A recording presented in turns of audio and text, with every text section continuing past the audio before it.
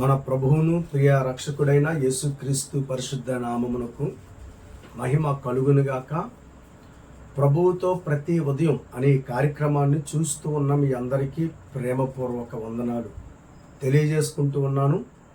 దేవాది దేవుడు తన కృప మనందరి ఎడల కనుపరిచి మరిన్ని ఆశీర్వాదాల చేత మనల్ని నడిపించునుగాక. దేవునికి స్తోత్రం కలుగునుగాక. ఉదయకాల సమయంలో మనం ఆరాధిస్తున్న ప్రభువు మన అవసరతలన్నీ కూడా తీర్చగలడానికి అన్న సమర్థుడై ఉన్నాడు. దేవునికి స్తోత్రం కలుగునుగాక. ప్రజల అవసరతలు తీర్చే దేవుడై ఉన్నాడు. ఆయనను వేడుకునే వారి ఎడల గొప్ప కార్యాలు చేసే దేవుడై ఉన్నాడు. దేవుడు చేసేటువంటి కార్యాలు 1, 2 కాదు, అనేకమైనటువంటి ఆశ్చర్య కార్యాలు, అనేకమైనటువంటి అద్భుత కార్యాలు మన దేవుడు మన జీవితంలో చేసుకుంటూ మనకున్న ప్రతి అవసరతలన్నీ కూడా ఆయనే తీర్చుచూ వస్తూ ఉన్నాడు. దేవునికి స్తోత్రం కలుగునుగాక. కనుక మన ప్రతి అవసరతలను కూడా తీర్చి మనకు కావలసినవన్నీ కూడా దేవుడు సమకూరుస్తూ ఉన్నాడు. పుట్టింది మొదలుకొని మన ఆధ్యాత్మికమైనటువంటి జీవితంలో మనకు కావలసినవన్నీ కూడా ప్రభువు ద్వారా మనం పొందుకుంటూ ఉన్నాం. అందును బట్టి దేవుని నామానికి స్తోత్రము కలుగునుగాక. ఆయన బట్టి మాత్రమే మనం చలిస్తున్నాము, ఆయన కృపను బట్టి మాత్రమే నడిపించబడుతున్నాము. ఆయన మనకి సహాయం చేస్తూ ఉన్నారు. దేవాది దేవుని మహాకృపలో ముందుకు సాగిపోవడానికి మరి ఆయన సహాయం మనకి దోహదపరచబడుతుంది అని చెప్పడంలో ఏమాత్రం సందేహం లేనే లేదు.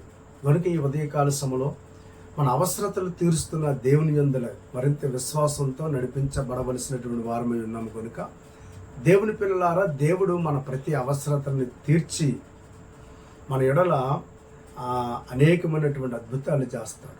దేవుని పిల్లారా, దేవుడు మన జీవితంలో కలగజేసేటువంటి అవసరతలు ఎన్నో. ప్రతి అవసరత కలగజేస్తున్నాడు. ఆయన ఏం కలగజేస్తూ ఉన్నాడు అని మనం ధ్యానం చేసినట్లయితే, మొట్టమొదటిగా దేవుని పిల్లలారా, దేవుడు మానవునికి ఆరోగ్యాన్ని కలగజేస్తూ ఉన్నాడు, ఆరోగ్యాన్ని ఇస్తూ ఉన్నాడు. ఆరోగ్యం ఉంటేనే కదా చేతి పనులు చేసుకునగలం. ఆరోగ్యం ఉంటేనే కదా మరి అన్ని విషయాల్లో కూడా మనం ముందుకు సాగిపోగలం. ఆరోగ్యాన్ని కలగజేసే దేవుడు. ఎవరైతే అనారోగ్యం చేత బలహీనపరచబడుతున్నారో వారు ప్రభు పాదాలు పట్టుకుని దేవుని సహాయం కొరకు వేడుకుంటే దేవుడు తన పిల్లలకి ఆరోగ్యాన్ని కలగజేస్తాడు. ఇందాక మనం మాట్లాడుకున్నాం కదా, ఆయన ప్రతి అవసరత తీరుస్తాడని. మరి అనారోగ్యంగా ఉన్న బిడ్డలకు కూడా మరి ఆరోగ్యం అవసరమే కదా. కనుక ఆయన ఏం కలగజేస్తారంటే ఆరోగ్యాన్ని కలగజేస్తారు. దేవుని వాక్యంలో మలాకీ గ్రంథం 4వ అధ్యాయం 2వ వాక్యాన్ని మనం చదువుకున్నట్లయితే ఎంతో అద్భుతమైన మాటలు రాయబడ్డాయి. అయితే నా నామమందు భయభక్తులు గలవారగు మీకు నీతి సూర్యుడు ఉదయించును. ఆ నీతి సూర్యుడు మన ప్రభు అయిన యేసుక్రీస్తు. దేవుని బిడ్డలారా, అతని రెక్కలు ఆరోగ్యము కలగజేయును. దేవునికి స్తోత్రం కలుగునుగాక. యేసయ్యని వేడుకుని యేసునందు విశ్వాసం ఉంచి యేసయ్య మీద ఆధారపడి దేవుని ప్రియులారా మనం ఆయన కొరకు మనం ముందుకు సాగిపోతే దేవుడు తన పిల్లలకి క్షేమస్థితిని, ఆరోగ్యాన్ని కలగజేస్తాడు. చేజోతలారా, చాలా సందర్భాల్లో మనం ఆరోగ్యాన్ని పాడు చేసుకుంటూ ఉన్నాం. దేవుని వాక్యం మనకి ఏం నేర్పుతూ ఉందంటే, మన ఆరోగ్యాన్ని పాడు చేసుకునేటువంటి దురలవాట్లకు దూరంగా ఉండమని దేవుని వాక్యం సెలవిస్తూ ఉంది.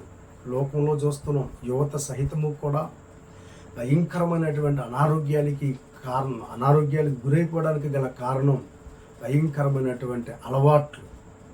కనుక దేవుని వాక్యం ఆ అలవాట్లలో నుండి బయటపడమనే కదా బోధిస్తుంది, మంచే బోధిస్తూ ఉంది దేవుని వాక్యం. దేవుని ప్రియులారా, అందుకే ఆయన రెక్కల క్రిందకు వచ్చిన వారు, అనగా ఆయనను ఆశ్రయించిన వారికి దేవుడు ఇస్తున్నటువంటి అద్భుతమైనటువంటి సందేశం ఏంటంటే, ఆయన చెప్పినట్టుగా చేస్తూ ఉంటే అంటే జీవితంలో క్షేమం, ఆరోగ్యం, నెమ్మదిని పొందుకుంటాం. దేవుని ప్రియులారా, ఒకవేళ ఆరోగ్యం చెడిపోయినప్పటికీ కూడా ఆయన నుండి విశ్వాసం ఉంచితే దేవుడు ఆరోగ్యం ఇచ్చి నడిపిస్తారు. వాక్యులు అదే చూస్తున్నాం. అతని రెక్కలు ఆరోగ్యమును కలగజేస్తుంది. ఇది ఫిజికల్గానైనా ఆధ్యాత్మికంగా ఒకవేళ మనశ్శాంతి లేక మనసు గాయపరచబడ్డా గాయాలన్నీ కట్టే దేవుడు, ఆరోగ్యాన్ని కలగజేసే దేవుడు మనం ఆరాధిస్తున్న ప్రభు. కనుక ఆయన మీద పూర్తిగా మనం ఆధారపడి మనం తప్పనిసరిగా దేవుని యందు విశ్వాసం ఉంచి ఆయన సహాయాన్ని వేడుకుంటే దేవుడు కార్యాలు చేస్తాడు. కనుక దేవుడు మన జీవితంలో ఆరోగ్యాన్ని కలగజేస్తాడు. రెండవదిగా ఆయన సమృద్ధిగా మేలులు కలగజేస్తాడు. సమృద్ధి అయినటువంటి మేలులు కలగజేస్తాడు. దేవుని ప్రియులారా, వాక్యం మనం చూసుకున్నట్లయితే ద్వితీయోపదేశ కాండం 28వ అధ్యాయం 11వ వాక్యం మనం చూసుకున్నట్లయితే చక్కటి మాటలు అక్కడ రాయబడ్డాయి. 11వ వాక్యం, మరియు యెహోవా నీకిచ్చేదనని మీ పితరులతో ప్రమాణము చేసిన దేశమున యెహోవా నీ గర్భఫల విషయములోను, నీ పశువుల విషయములోను, నీ నేల పంట విషయములోను నీకు సమృద్ధిగా మేలు కలగజేయును. అన్ని విషయాలలో కూడా దేవుడు సమృద్ధికరమైన మేలులు కలగజేస్తాడు. సంతానం దేవుడిస్తారు. దేవునికి స్తోత్రం. దేవుని ప్రియులారా, కావలసినవన్నీ కూడా దేవుడు అనుగ్రహిస్తారు. దేవుని ప్రియులారా, నేల పంట ఏమండి, ఈ యొక్క వ్యవసాయదారులు వారు చేస్తున్నటువంటి చేతి పనులన్నీ కూడా, పశువులను ఏమంటే చక్కటి పాడిని కొనసాగిస్తున్న వారి జీవితాల్లో కూడా వారి పంట, వారి పశు సంపదను ఇలా చెప్పుకుంటూ పోతే మనం ఏ వృత్తులైతే మన పనులు మనం కొనసాగిస్తూ ఉన్నామో ఆ వృత్తి పనులని కూడా దేవుడు ఏం చేస్తాడంటే అభివృద్ధి పరిచి మేలుల చేత నింపుతాడు. దేవునికి స్తోత్రం. కనుక మన ఉద్యోగాలైనా, మన చేతి పనులైనా, మన భూఫలమైనా, లేదా మన ఆధ్యాత్మికమైనటువంటి జీవితంలో మనకు కావలసినవి ఏదైనా సరే ఆయనని వేడుకుంటే దేవుడు తప్పనిసరిగా ఆయన మన ఎడల కార్యాలు చేస్తాడు. ఇక్కడ మనం చూస్తున్న మాటలు సమృద్ధిగా మేలు. ఈ మాట మనం ఒకసారి జ్ఞాపకం చేసుకున్నట్లయితే, నువ్వు ఏ విషయంలో అయితే నువ్వు నీ జీవితంలో సమృద్ధిని కోల్పోయావో ప్రభువుని వేడుకుంటే సమృద్ధిగా మేలు చేస్తాడు. సమృద్ధిగా అనే పదంలోనే కనపడుతుంది. ఇంకా కరువు లేదు, అర్ధాకలతో ఉండేది కాదని. సమృద్ధి అంటే మనం సంపూర్ణంగా మనకు కావలసినంతయు కూడా దేవుడు మనకు అనుగ్రహిస్తాడని. కనుక సమృద్ధిగా ఆయన మేలు కలగజేస్తాడు. దేవునికి స్తోత్రం కలుగునిగాక. అంత మాత్రమే కాదు, దేవుని ప్రియులారా, సమృద్ధి అయిన మేలునిచ్చే దేవుడు సమాధానాన్ని కలగజేస్తాడు, ఆరోగ్యాన్ని కలగజేస్తాడు, సమృద్ధిగా మేలును కలగజేస్తాడు, సమాధానమును కూడా కలగజేస్తాడు. సంఖ్యాకాండం 6వ అధ్యాయం 26వ వాక్యం చదువుకున్నట్లయితే, యెహోవా నీ మీద తన సన్నిధి కాంతి ఉదయింపచేసి నీకు సమాధానము కలగజేయునుగాక. హల్లెలూయా. సమాధానమును కలగజేస్తాడు. సమాధానమునిచ్చే దేవుడై ఉన్నాడు ఆయన. సమాధానకర్త అయిన దేవుడు. మన జీవితంలో శాంతి కోల్పోతే, నెమ్మది లేకుండా బ్రతికితే దేవుడు నెమ్మదినిస్తాడు, శాంతినిస్తాడు. ఆయన పాదాలు పట్టుకున్న వారిని ఎప్పుడు విడిచిపెట్టడు. ఆయన ఆశ్రయించిన వారిని ఆయన ఎప్పుడు కూడా ఏమాత్రం కూడా విడిచిపెట్టడు. నా యొద్దకు వచ్చిన వారిని నేను ఏమాత్రమును త్రోసివేనని సెలవిస్తున్న దేవాది దేవుని సన్నిధిని ఆయన మార్గంలో నడిపించబడుతున్న వారందరి జీవితాల్లో కూడా దేవుడు గొప్ప సమాధానాన్ని కలగజేస్తాడు. ఆరోగ్యాన్ని కలగజేస్తున్న దేవుడు, సమృద్ధి మేలును కలగజేస్తున్న దేవుడు, సమాధానాన్ని కూడా కలగజేస్తాడు. వాక్యంలో రాయబడింది అక్కడ, అట్లు ఇశ్రాయేలీయుల మీద నా నామం నుచ్చరించుట వలన నేను వారిని ఆశీర్వదించదని. దేవుని ప్రియులారా, మరి ప్రభువునందు విశ్వాసం ఉంచి ఆయనను స్తుతిస్తే దేవుడు ఆశీర్వాదాలు ఇస్తాడు, సమాధానాన్ని ఇస్తాడు. కనుక ఈ ఉదయకాల సమయంలో మన దేవుడు ప్రజల అవసరతలు తీర్చే దేవుడు. మన జీవితంలో ఆరోగ్యాన్నిచ్చే దేవుడై ఉన్నాడు, సమృద్ధినిచ్చే దేవుడై ఉన్నాడు, సమాధానాన్నిచ్చే దేవుడై ఉన్నాడు. అంత మాత్రమే కాదు, దేవుని బిడ్డలారా, ఆయన మనకి విమోచనాన్ని కూడా కలుగజేశాడు. ఆయన విమోచనాన్ని కలుగజేసిన దేవుడై ఉన్నాడు. దేవుని వాక్యంలో మనం 111వ కీర్తన మనం చూసుకున్నట్లయితే 111వ కీర్తన మనం చూసుకున్నట్లయితే 9వ వాక్యం, ఆయన తన ప్రజలకు విమోచనము కలగజేయువాడు, తన నిబంధన ఆయన నిత్యముగా నిర్ణయించువాడు. చూసారా, ఆయన మనకి విమోచన ఇచ్చాడు. ఆయన దేవుని ప్రియులరా, ఆయన వాక్కును పంపి ఆయన వాక్యాన్ని మన కోసం అనుగ్రహించి ఆ వాక్యం ద్వారా దేవుడు ఆయన ఎట్టువాడో మరి ఆ వాక్యం ద్వారా తెలుసుకోవడానికి దేవుడు మనకి కృప చూపించాడు. అంత మాత్రమే కాదు, ఆయన గొప్పతనాన్ని, ఆయన ప్రేమ, ఆయన జాలి, ఆయన కనికరములన్నీ కూడా ఈ ఉదయకాల సమయంలో మనం గుర్తెరిగినట్లయితే, ఆయన ద్వారా మాత్రమే మనకి విమోచన ఉన్నది అని నమ్మినట్లయితే దేవుడు తప్పనిసరిగా విమోచన లేని వారికి ఆయన విమోచన ఇచ్చే దేవుడై ఉన్నాడు. ఈ ఉదయకాల సమయంలో దేవుని వాక్యాన్ని వింటున్న దేవుని బిడ్డారు, ఒకప్పుడు మన జీవితంలో ప్రభు ఎవరో తెలియని సమయంలో మరి ప్రభువు కోసం మనం తెలుసుకున్నప్పుడు, అయ్యా మమ్మల్ని విమోచించండి, పాపములన్నీ క్షమించండి, అపరాధములన్నీ క్షమించండి అని మనం ప్రార్థన చేస్తున్నాం.